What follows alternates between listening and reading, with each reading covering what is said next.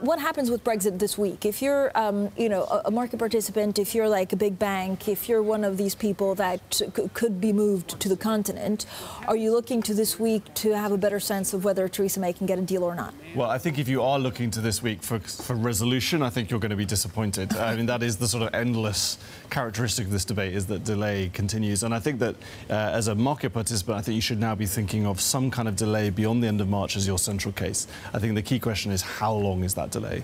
I think a sort of minimalist version is 3 months, maybe through to May, in order to be a kind of forcing mechanism for the UK to finally come to a conclusion about the Brexit that it wants. Or there is this interesting idea floating around now in Brussels of a 21-month delay. Yep. Obviously, that's quite painful for pro-Brexit politicians in the UK. And I think all of this talk around delay, in a sense, is quite useful for Theresa May. She's quite happy to have delay as the threat, because, of course, she is sticking with this strategy of the kind of conservative unity strategy of Brexit. So she needs pressure on her pro-Brexit wing. But Rupert, for our international audience, so a lot of them don't follow this date today, and so they kind of see amendments come and go, and there's so the meaningful vote, which is the vote that Parliament has on the deal, is delayed, and it'll be by March the 12th. What are these amendments that we're finding? I mean, will we know by Friday if no deal is definitely off the table? I think we may see some movement in that direction. That's certainly my expectation, is that markets are still pricing no deal probabilities too high. I think this week there is a motion that is amendable. Now, this is the key point, is that there'll be a series of amendments which, again, will test sentiment in the House of Commons. There's really two amendments to watch. One is this the sort of re-emergence of this amendment from Yvette Cooper, this time co-sponsored by Oliver Letwin, a Conservative MP.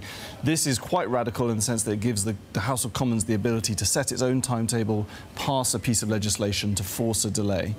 The government is very unkeen on this amendment, mainly because of the constitutional implications of losing control of the timetable, which is one of the main anchors for the power of the government in the UK.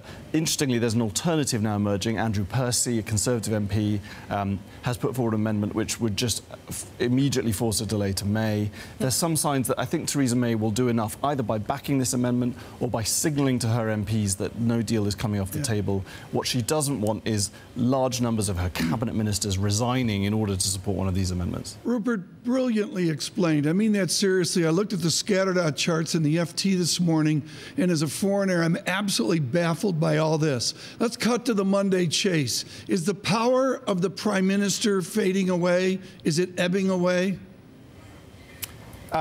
Yes, it is, absolutely, but she is still the Prime Minister, and ultimately, therefore, she still determines the government strategy. And the extraordinary thing is that even those closest to her, cabinet ministers, her close advisors in Number 10, none of them seem to know ultimately what she will choose when faced with difficult decisions.